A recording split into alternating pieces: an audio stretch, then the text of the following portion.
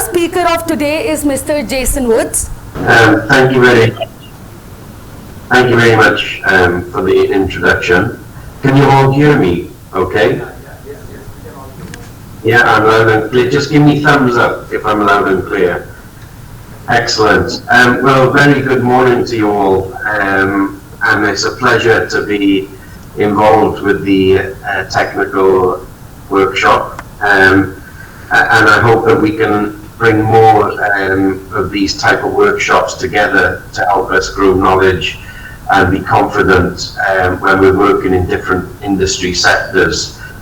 I do apologise for not being in the room with you today. It was just totally unfortunate that I couldn't attend in person, but I can assure you that we will set up another session where we can have some good communication and some real good hands-on with working at heights and working at height equipment. So I do apologise, but I think this is the best that we can do for the moment. I'm sat in Dubai at the moment. We've had a terrible week with heavy rain. I don't know if you've seen the news. Okay, India has rain and rain season, but you guys are prepared for it. UAE is not prepared. So it's been absolutely carnage out there. So what I would like to do is to step us through what we would call working at height. I'm guessing that a lot of you people in the room would have to deal with this on certain occasions. I feel that India is or has been a little bit slow in kind of putting procedures in place. We've always been waiting for governments to announce and to develop safe practices.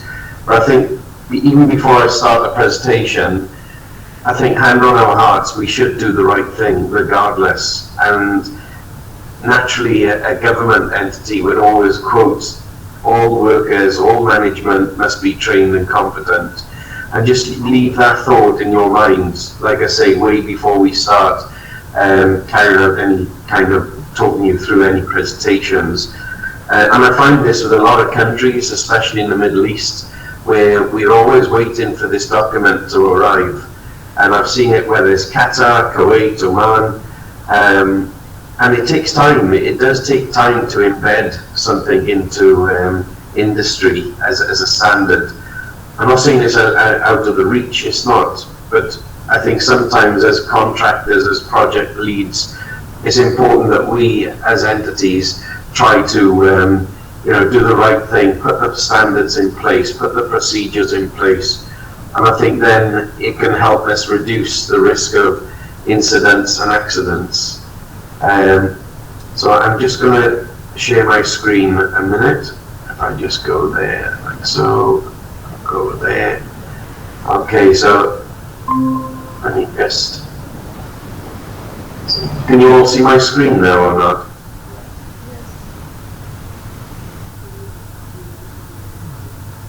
Yeah. Yes, because I can't see you guys now because I'm sharing. Can you see my screen or not? Yes? Okay, perfect. I can't see, all I can see is my screen, so for me I'm talking to my screen. So yeah, as I mentioned, it's very important to do the right thing and to have procedures in place, but naturally we need to focus on the correct procedures. So as I've only got 30 minutes with you guys this morning, I just thought it was easier just to put down some small steps that we should take into consideration for elevating work platforms. So on the left side of the screen you can see an image of a scissor lift. These are the type of machines we're going to talk about today. It's something that raises people from the ground into a work zone at height. Worldwide, our statistics always quote that falls from heights is always number one challenge, I would say, on the majority of projects. So this is what we're going to talk about today. I know my slideshow doesn't want to work. Okay, here it is. I'm not going to talk too much about myself because I don't want to waste time, and also I think it's important that we understand a few steps. So I just want to highlight what IPAF is for the minute. So IPAF is a power access federation which works international. I say international, we are live in 93 countries and we teach in around 37 countries. It's always continuing. We're closer to home for you guys. We've just been approached by Sri Lanka to try and upskill best practices and standards, and certainly to focus on the operators and the passengers when working at height with this type of equipment. So, like I say, I don't want to talk about Jason. This is more about, you know, the backbones of safety. IPAF was established, or the federation was established in 1983, and our goal was to reduce incidents of working at heights. And you know, if I'm honest, I've been involved in IPAF and working at heights since 1990. So I've seen a lot of changes come into the pathway. Are we getting better? I think we are getting better, but we're nowhere near where we should be. With IPAF, we have different departments. One is training, so we train and teach the people on how to work safely. And we also have a big department which creates technical documents for government entities, where we prepare risk management, rescue plans, and so on. And in the past, certainly in the Middle East, for my work, we have been working quite close with government bodies like Dubai Municipality, Abu Dhabi and Oshad, Saudi Aramco, and so on, and now Saudi Ministry. So just going, as I say, back to IPAF, you know, we have a safety federation which is dedicated for the safety of the workers. Let's now start to really open up. When you work at height, we really need to think about this. And you know, if I ask the question, what is a holistic approach of working at height? You know, there's a few factors we should take into consideration. First of all, I would say everyone should have a kick-off meeting, and it's a very starting point. The starting point should be a balance of management. It should be a balance of workers, perhaps the contractors, and perhaps any other people, including the HSE. We must all understand the risks and hazards, what's going to be upon us once we start working at height, and focusing on, you know, these kind of key areas, because there's a big question always in terms of selection of the machinery, the equipment, and the people. You know, who's going to operate it, what kind of plans do we need to have in place. And then when we step it down, I call it a CSSP, which really is a contractor site safety program. You know, we must have a programs to work, and we must understand, you know, what is that A to Z. Also, what we must understand is that sometimes things change, so we must have the ability to revisit this and always think about the hazard identification plan. And again, that this may change whilst we're going through our activity. And naturally in India, if we talk about India alone, you know, you have different seasons in India. Monsoon season, working at height in monsoon season can be very challenging. Depending where we're based in India, you guys are sat in Delhi at the moment. As we know, winter months come, again, very challenging. So it's very important that we have these hazard identification plans in place as well. Resources and training. You know, what's standard, what's accepted, what's acceptable in terms of training. To drive one of these machines at 60 meters high or 100 feet high, you know, what would you say is accepted? And, you know, what sort of level of training should be accepted? At the moment, I'm guessing we just look for the certificate of an operator, or the machine arrives with an operator. We need to challenge these operators to make sure that they're actually trained correctly. It's a big challenge for sure, because there's so many different safety features on these machines that as a trained operator, we should certainly understand the dynamics of the machine and naturally the full emergency procedure. And we should be tested. So it's not just a case of attending the module. We should understand, what is the right way and the safe way to operate machines. And certainly, looking ahead, as I mentioned earlier, perhaps at the project and the scope of works change halfway through. It could be weather or something like this, or it could be that the machines are different in certain areas. So we should always look ahead and see what challenges are likely to come on phase 2 of the project. Moving into a work method statement, again, the users, the management team, we should all understand what that documentation is and making sure that it's correct, to certainly carry out these activities correctly. Job safety analysis, again, our original risk assessment doesn't have to stay the original. Perhaps that we should look at a revision at maybe a few weeks into that risk assessment in case things need to change for the better. Full protection plan, just because the workers and the passengers in these platforms have a safety harness, they still need training to start off with, and we need to focus on, is it the right equipment to minimize that fallout of that platform? Because bearing in mind worldwide statistics, falls from heights are always number one. So that's where I would step back and question then, are we having the right equipment in these type of platforms? It's a big topic, and like I said earlier, I would be more than happy to open up some master classes for these kind of topics.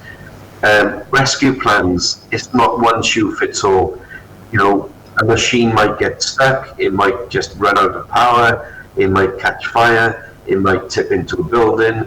All your rescue plans will be different. But we need to make sure that we go all the way back to the kickoff meeting, making sure that we're clear or we're covering these key important steps when working at height. Implement controls, look at other people, monitor the energy, can we come away from using diesel machines?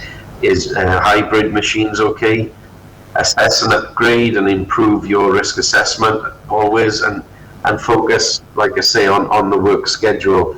So that this is just something that I've ruffled up of, when you are working at heights, please think about these key factors that we should consider, because this is where the gaps are, and this is where we see incidents, is that there's not enough focus from the original kickoff meeting. I just want to step back slightly and talk about some training. Now, we do deliver training in India, which we have done for some years. A typical IPAF training course can last anything from 1 to 3 days, and it depends on the ability of the students and what type of machines the student would like to have on their license. Their license is valid for 2 years, when they're asked to come back then for a renewal process. Within the training program, they are familiarized with machinery. They will run through a theory session, which can be in Hindi or it can be in English. We do have Indian speaking instructors actually in India. We do it in the Middle East also. Around 70% of my instructors can speak Hindi and other Indian languages, depending which state they're from or region. But nevertheless, the training is delivered over any duration of time, and within that we see familiarization, hands-on training, and we practice, we look at testing procedures from platform positioning, minimizing or overreaching. So as you can imagine, it's A to Z of working at height safety. The qualification arrives through the digital app, and on the digital app they can have a copy of their powered access license and their qualification. This qualification also has a logbook. If you look on the slide there, you'll see my experience. So that allows me now to start logging my experience. So God forbid that there was an accident, as a HSE professional, you can go straight into the operator's logbook and see how much operational element he's been working on this machine. If it's very little, then naturally you should add more training. If the operator's not been familiarized, then again, this can be flagged up. Also, when I go for my renewal in 2 years' time, I can demonstrate evidence that I've got experience now working with this type of machinery. So there's a lot of pluses in terms of how we train and what the deliveries are in terms of for the end users. Naturally, that all responsibilities is not just down to the management. Naturally, once we've trained our operators correctly, then surely that these guys should have some operator responsibilities. And we start off with a 360 inspection. What that means is to walk around the machine and focus on the key elements. One is visual inspection, and secondly then is function, making sure the platform moves in the right direction. And let's not forget that we should also inspect and make sure it's working all safety control systems. So if the platform did get caught and stuck up elevated, then it would be quite a natural process for an operator to bring the platform back into the safe zone. We can only do that if he's trained correctly from the beginning. We can only do that if it's added into the kickoff meeting. Okay, so there's a couple of steps we should take into consideration. Very important, we should understand the equipment. What I mean by that, you can see a cartoon version of a machine there, and you can see the platform is elevated. In the middle bit, we call it the lifting element. Sometimes the lifting element has to overreach on oncoming traffic, for an example. So naturally, if this happens, then we should understand what's the outreach and height of this equipment.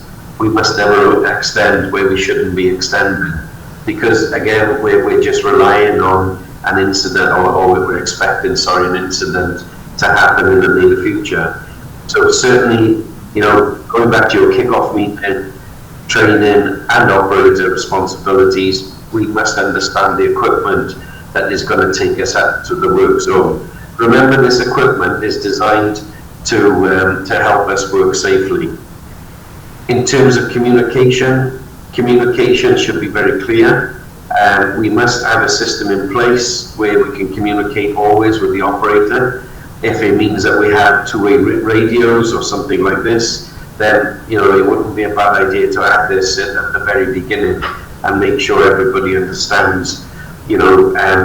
Again, that communication area plays a key and vital role, especially if there's been an incident.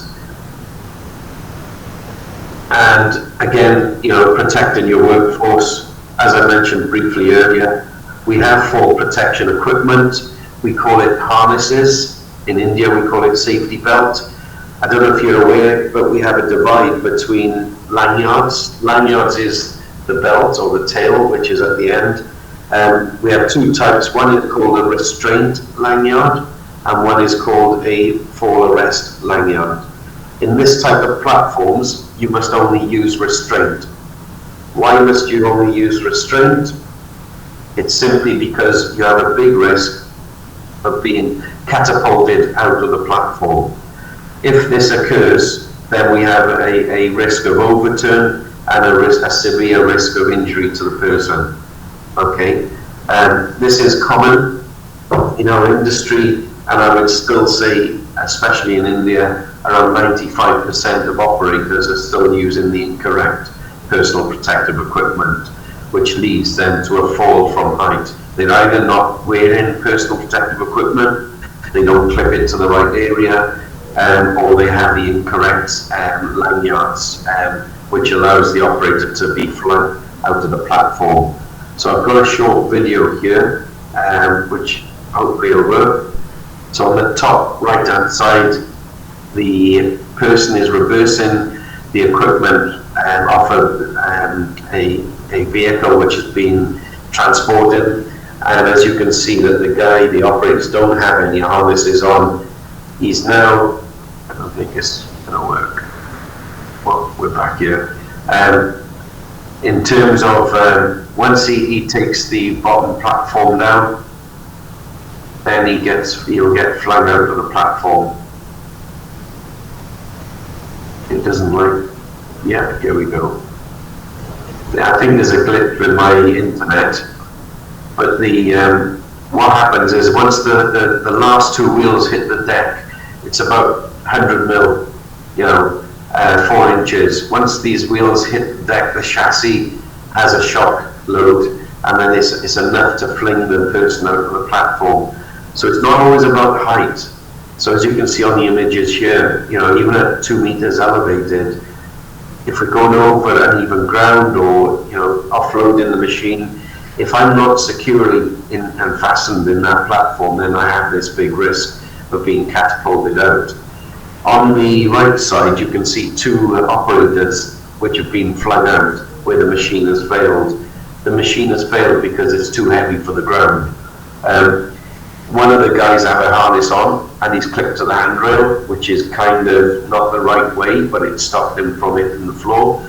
And the second person did have a harness on, but he didn't clip it on. So he was working exactly the same as this. So it's allowed him to be flung out of the platform. As you can see, he's hanging on for his life there, and he doesn't have a lot of grip at this point. The machines are not designed for this, by the way.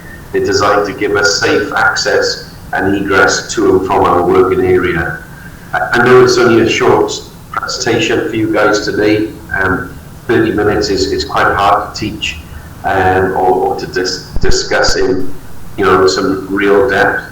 But I think that the way India is moving today is that there's a lot of focus on HSE and especially occupational safety and health. And I think that we should really root this all the way back to you guys in the room today. If you're using this type of equipment or even working at heights, what is your plan? What is your plan of works? How do you start it? Do you start with your kickoff meetings? If you don't know the answers, where do you find the answers? I think that's the big takeaway today is to, let's focus on our height activity within our job sites and our projects. I'll just stop sharing a minute. So when we look at, I'm back.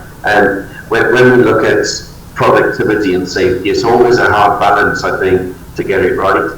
But this is where we need you guys to be the leaders. If you think about it, the operators, the workers are not HSE people. You guys are HSE people. You are involved with working at heights and safety. So I think that drive needs to be from the top and then managed then throughout that job site. I hope it makes sense what I've just delivered and presented for you. Like I've mentioned earlier on, I will be more than happy to set up some technical sessions with you guys, and we can run them on a quarterly basis. I'll come into Delhi and we can start working on plans then to help you in your job sites and to minimize the risk of accidents and incidents. Currently we have far too much incidents in the workplace, way too many, and 99% can be avoided if we have good management procedures in place that actually work. So I'm going to open the floor for some questions. Good morning, Jason. Hello. Good morning. Yeah. Everyone, I'm P.K. Goswami, and I have seen a lot of problems in cleaning these big buildings. Lot of building in India, that glass buildings are there, malls are there, and outside cleaning is very difficult. They are hanging from the top and by a rope, and it is very difficult. It is a very hazardous operation, and there is a threat of falling from height. What type of arrangement you are having for cleaning of buildings from outside, in glass buildings, in big corporates, and you might be seeing in Gurgaon, a lot of buildings are there, and it's a very handling and cleaning are very unsafe. What solution you are having? You're right. Climbing down the outside of a building is, as human beings, we're not made to do this really. But in theory, industries, especially in the cleaning industry, Many companies will use rope access, if I talk about that. The importance of rope access, again, is a divide between training the workers and also the equipment. If we focus on this to start off with, the equipment must be robust enough to take naturally the weight of the body. We should look at standards of the equipment to make sure that it's been tried and tested. The challenges that you will all have as businesses and industry sectors is how do we connect? What I mean by that is where is our anchorage points? Sometimes your buildings will not have anchorage points. So then you've got to have a specialist then who can create an anchor point so they're able then to clip their rope access equipment then sufficient to allow then the body then the trained person to come down and clean. So that's one way of working. We do have this is a big scale in the Middle East of rope access, and the training association for this is called IRATA. Again, I'm very friendly with this association, and what I can do is bring them to help us with some master classes and good seminars to help our friends in the audience to get better and understand naturally, the right way to do these things. Thank you. Good morning, sir. I'm VK Sharma. I'm former Chief Inspector of Factories, Delhi. I have one question, regarding this power and access work and high safety. The machines which are being used, is there any system of certification of these machines that they are in order? Any agency? Sorry, can you say it again? I can hardly hear you. Is there any system of certification of these machines that they are in order and the workers can use them safely? Yes. So first of all, the machine should have a standard, manufactured to a standard. So if we talk about European standards, the standard is EN 280.